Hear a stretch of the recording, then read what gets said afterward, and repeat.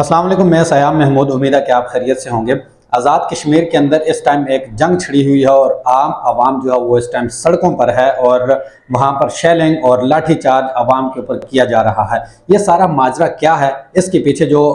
तकरीबन 8 मई 2023 के बाद जो है वो आवाम सड़कों के ऊपर आई है और अवामी एक्शन कमेटियाँ वहाँ पर बनाई गई हैं। अंजुमन ताजरान की जानिब से ये कमेटियाँ बनाई गई हैं और हर ज़िला के अंदर ये इन कमेटियों को जो है वो मुतहर्रिक किया गया है। ये कमेटियाँ बनाने की ज़रूरत क्यों पेश आई, इसके पीछे कुछ वजूहात हैं और वो ये वजूहात हैं जो इनके मुतालबात हैं वो ये हैं कि वहाँ पर जो बिजली है वो सस्ती की जाए, बल्कि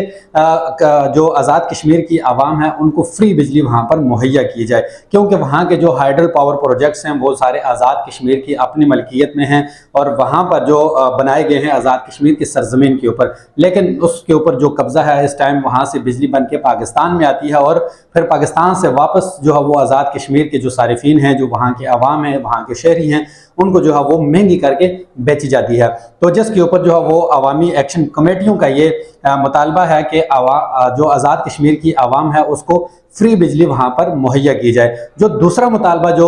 जो एक अवामी एक्शन कमेटी जो है वो वहाँ पर कर रही है वो ये है कि गिलगित बल्तिस्तान की तर्ज पर जो वहाँ पर आटे पर सब्सिडी दी जा रही है वही सब्सिडी जो है वो as it is Azad Kashmir के आवाम को भी जो है वो दी जानी चाहिए। तो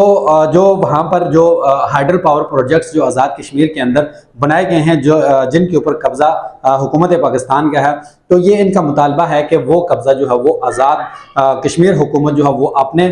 ज़ेर अंडर ले और वहाँ से फ्री बिजली जो है वो कश्मीरी आवाम को जो है वो मुहैया की जाए। इन मुतालबात के लिए जो है वो अवामी एक्शन कमेटी के जो रहनुमा हैं उन्होंने हर ज़िला के अंदर जो है वो ये कमेटी मुतहर्रिक की है और ख़ासकर जो जिन अजला में ये मुतहर्रिक है उनमें डडियाल, समाहनी, बाग, मीरपुर और बाकी जो अजला हैं वो इसमें शामिल हैं, जहां पर लोग ज़्यादा तादाद में जो है वो बाहर निकले हैं और ये 8 मई 2023 के बाद से ये आवाम सड़कों के ऊपर है और उसके बाद हुकूमत की जानिब से मुज़ाकराती कमेटी भी बनाएगी और जिसके साथ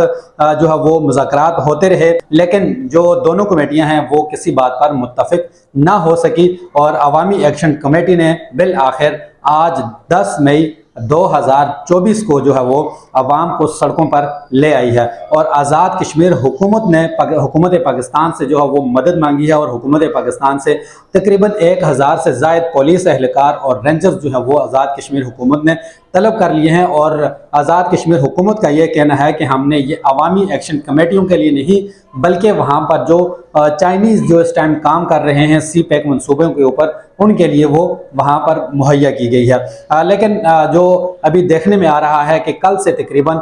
50 से ज़ायद जो वहाँ के शहरी हैं, जिनमें अंजुमन ताजरान के जो रहनुमा हैं वो शामिल हैं और अवामी एक्शन कमेटियों के जो मुतहर्रिक कारकुनान हैं वो इसमें शामिल हैं और सिविल आवाम से भी जो है वो कुछ लोग गिरफ्तार किए गए हैं और आवाम की जानिब से जो है वो जो सरकारी अमलाक हैं उनको काफ़ी नुकसान पहुंचाया जा रहा है। जो ऐसी डडियाल हैं उनके ऊपर भी तशद्दुद किया गया, उनकी गाड़ी को तोड़ा गया और मीरपुर के अंदर भी यही सूरत हाल है। इस टाइम आज़ाद कश्मीर के अंदर जो लोकल ट्रांसपोर्ट है उसको बंद कर दिया गया है। इस टाइम मुजफ्फराबाद बिल्कुल जो है वो ब्लॉक कर दिया गया है, बंद कर दिया गया है। इस टाइम सड़कों के ऊपर कोई भी आवाम, वहाँ की सिविल सोसाइटी, वहाँ के ताजर इस टाइम नज़र नहीं आ रहे, बल्कि सिर्फ